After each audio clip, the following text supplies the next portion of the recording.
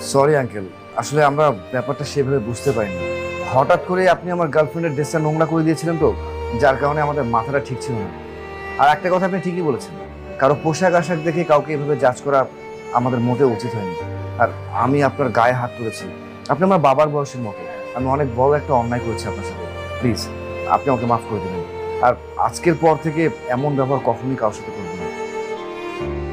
আমিও সরি, আসলে আপনার সাথে খুবই বাজে ব্যবহার করে ফেলছি।